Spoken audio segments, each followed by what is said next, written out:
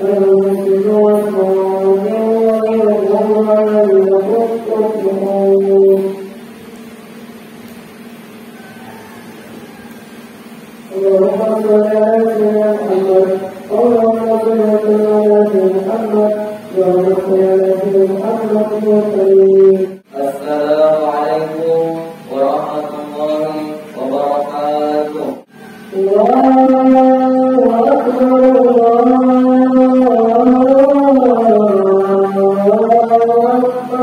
Alhamdulillah.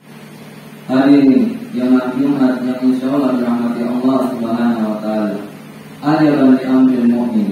Orang beriman itu mengagungkan kata Allah, mengagungkan kata Rasulullah sallallahu alaihi wasallam. Tapi sayangnya banyak orang yang merasa telah beriman padahal dia masih jauh dari masih belum beriman di sisi Allah Subhanahu wa taala. Rasulullah sallallahu alaihi wasallam pernah bersabda, "La yu'minu ahadukum," belumlah beriman seseorang di antara kalian hatta yuhibba li akhihi, sampai kalian cinta kepada saudara kalian sebagaimana kalian cinta kepada diri kalian sendiri. Sebagaimana kita cinta kepada diri kita, maka begitulah seharusnya kita cinta kepada saudara kita sesama muslim. Umat muslim diibaratkan satu organ tubuh. Jikalau kaki yang kesandung batu, mulut akan menjerit dan mata akan meneteskan air mata. Berkata kaki, "Wahai mulut, mengapa engkau yang menjerit padahal aku yang kesandung batu? Wahai mata, mengapa engkau yang meneteskan air mata padahal aku yang kesandung batu? Kukuku yang lepas, tapi kenapa kalian berdua ikut menjerit dan meneteskan air mata?" Apa kata mulut dan mata? "Wahai kaki, memang engkaulah yang kesandung batu, memang kukumu yang lepas, tapi kami juga ikut merasakan sakitnya karena kita adalah satu kesatuan yang tak pernah terpisahkan."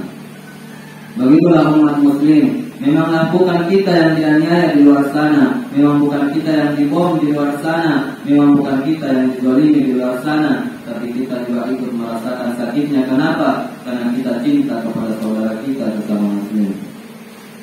Kemudian Rasulullah Shallallahu Alaihi Wasallam pernah bertanya kepada para sahabatnya, "Wahai sahabatku sekalian, bagaimana perihal cinta kalian kepadaku?" kata Nabi. Apa jawab sahabat? "Ya Rasul, kami cinta kepadamu sebagaimana kami cinta kepada diri kami sendiri." Apa kata baginda Nabiullah Muhammad SAW?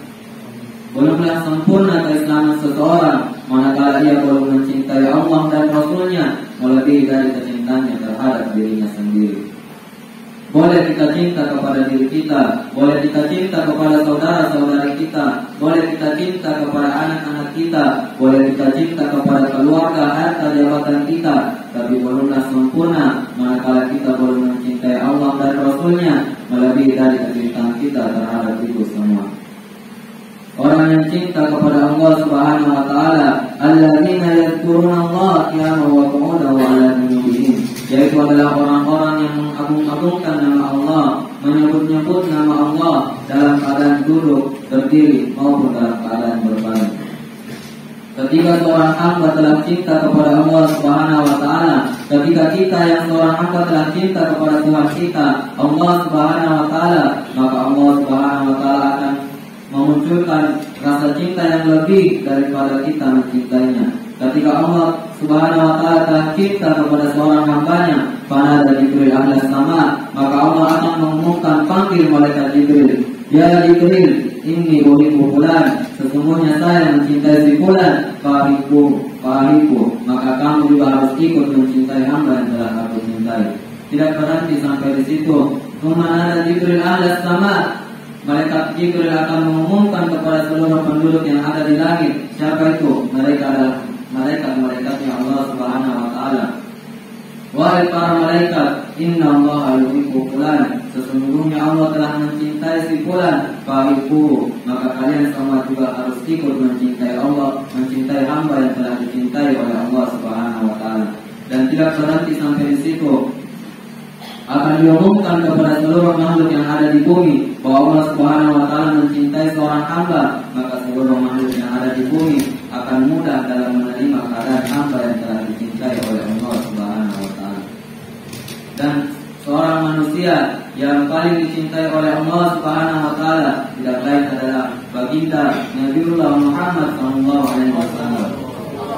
yang dimana keadaan Nabiullah Muhammad SAW sangat dicintai oleh para sahabatnya. Bahkan seorang sahabat lebih mencintai baginda Nabiullah Muhammad SAW dibandingkan para sahabat mencintai keluarganya, dibandingkan para sahabat mencintai hartanya. Para sahabat rela menghabiskan hartanya untuk agama Allah Subhanahu wa Ta'ala. Ketika seorang sahabat pulang dari peperangan, apa kata seorang sahabat kepada seorang istri sahabat yang lainnya?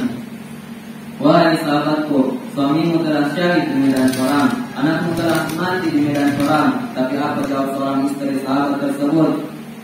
Aku tidak menanyakan anakku, aku tidak menanyakan suamiku, karena ketika mereka mati di medan perang, memang itulah yang aku inginkan, dan itulah yang mereka inginkan. Kenapa? Karena itulah yang akan menjadi saksi di hadapan Allah Subhanahu wa Ta'ala kelak nanti. Tapi yang ingin aku tanyakan di sini adalah bagaimana Rasulullah SAW saking cintanya sahabat baginda Nabiullah Muhammad SAW kepada Nabi kita Nabiullah Muhammad SAW. Di dalam gua ketika Nabiullah Muhammad SAW tertidur di pangkuan Abu Bakar. Ketika baginda Nabiullah Muhammad SAW tertidur, ada serangga yang beracun menggigit kaki Abu Bakar. Abu Bakar ingin berteriak, Abu Bakar sudah mengeluarkan keringat dingin, tapi dia tidak ingin bergerak sedikit pun. Kenapa? Dia takut baginda Nabiullah Muhammad SAW terbangun. Ketika keringat Abu Bakar sudah banyak, ketika keringat Abu Bakar menetes di pipi baginda Nabiullah Muhammad SAW, maka baginda Nabiullah Muhammad SAW terbangun dari tidurnya. Mahal gaya Abu Bakar, apa ini wahai Abu Bakar? Apa kata Abu Bakar? Aku telah digigit serangga ya Rasulullah. Apa kata Nabi? Mengapa engkau tidak membangunkan aku? Apa kata Abu Bakar? Aku takut mengganggu tidurmu ya baginda Nabiullah Muhammad SAW. Saking cintanya para sahabat kepada sosok yang dicintai oleh Allah Subhanahu wa Ta'ala. Bagaimana pula kita mencintai baginda Nabiullah Muhammad SAW? Setidaknya ada 3 cara. Apa itu? Yang pertama, bersolawat kepada baginda Nabiullah Muhammad SAW.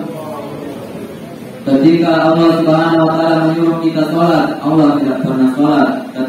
Ketika Allah Subhanahu wa Ta'ala menyuruh kita berpuasa, Allah tidak pernah berpuasa. Ketika Allah Subhanahu wa Ta'ala menyuruh kita mengeluarkan zakat, Allah tidak pernah mengeluarkan zakat.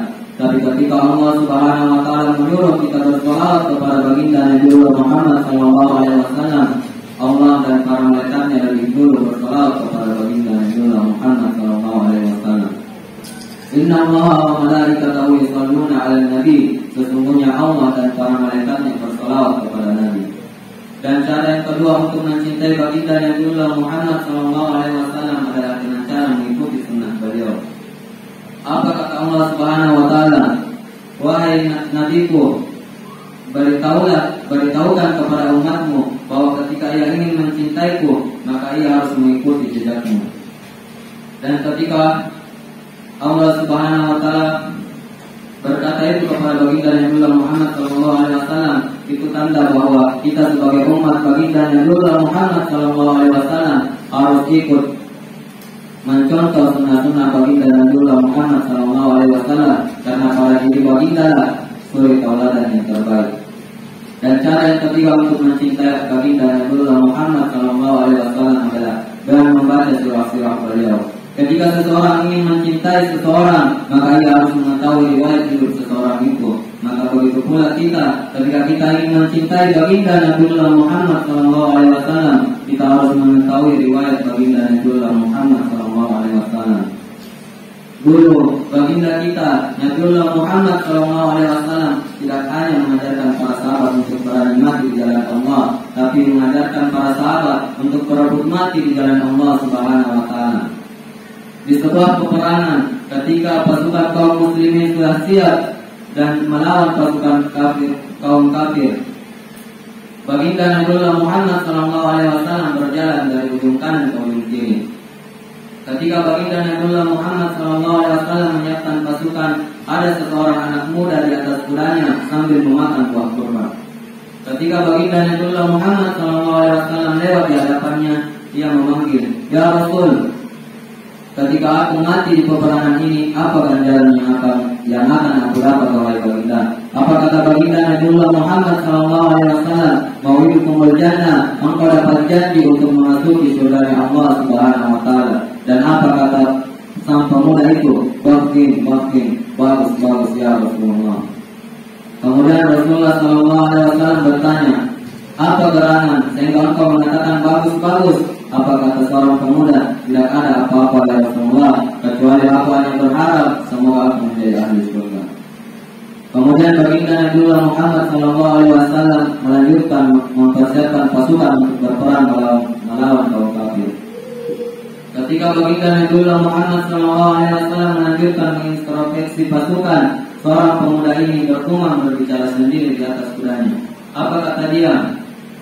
"Ini di tanganku masih ada 3 butir buah kurma. Kalau aku makan habis ini kurma, lalu perang masuk surganya Allah Subhanahu wa taala, maka terlalu lama aku untuk memasuki surganya Allah Subhanahu wa taala."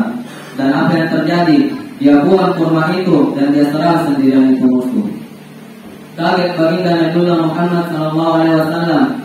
Baginda Nabiullah Muhammad SAW bertanya, "Siapa itu yang berani menerjang musuh sendirian? Siapa itu yang berani menancapkan kudanya sendirian?" Dan sahabat yang telah menancapkan kudanya ini, sebelum sampai di barisan musuh menyambutnya dengan ribuan anak panah, musuh menyambutnya dengan ribuan tongkat, dan sebelum menyentuh satu musuh pun, beliau telah gugur sebagai syahid. Apa kata baginda Nabiullah Muhammad SAW?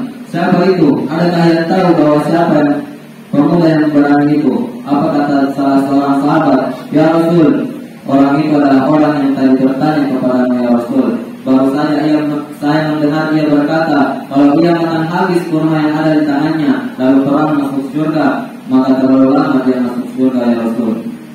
Dan apa kata Nabi? Dia telah mendapatkan apa yang dia inginkan.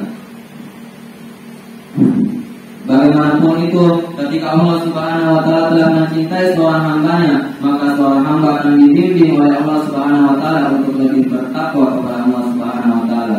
Orang yang bertakwa adalah seorang yang paling mulia di sisi Allah Subhanahu wa taala, karena seseorang tidak akan mulia karena jabatannya, seseorang tidak akan mulia karena hartanya, seseorang tidak akan mulia karena kecerdasannya.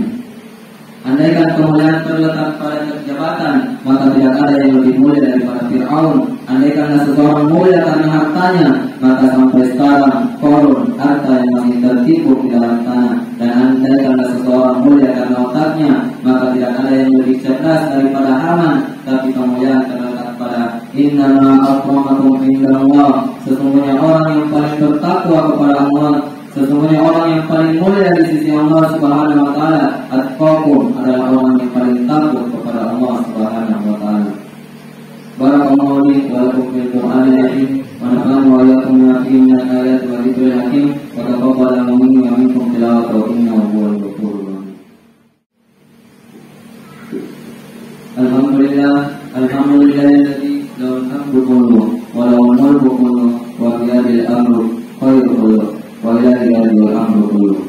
Asyhadu an la ilaha illallah wa asyhadu anna Muhammadan abduhu wa rasuluh afdalul makhluqat. Wa asyhadu Allahumma shalli ala sayyidina Muhammad wa ala alihi wa sahbihi al-muhtarin fi kulli halatin.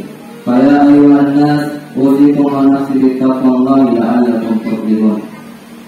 Wa qala Allah ta'ala fi Qur'anil Azim, a'udzu billahi minasy syaithanir rajim. Bismillahirrahmanirrahim. Inna Allaha wa malaikatahu yusholluna 'alan nabi ya ayyuhalladzina amanu shallu 'alaihi wa sallimu taslima. Allahumma shalli 'ala sayyidina Muhammad wa 'ala ali sayyidina Muhammad kama shallaita 'ala sayyidina Ibrahim wa 'ala ali sayyidina Ibrahim wa barik 'ala sayyidina Muhammad wa 'ala ali sayyidina Muhammad kama barakta 'ala sayyidina Ibrahim wa 'ala ali sayyidina Ibrahim fil alamin innaka Hamidum Majid. Allahumma ighfir lil muslimina wal muslimat wal mu'minina wal mu'minat al ahya'i minhum wal amwat innaka sami'un qaribun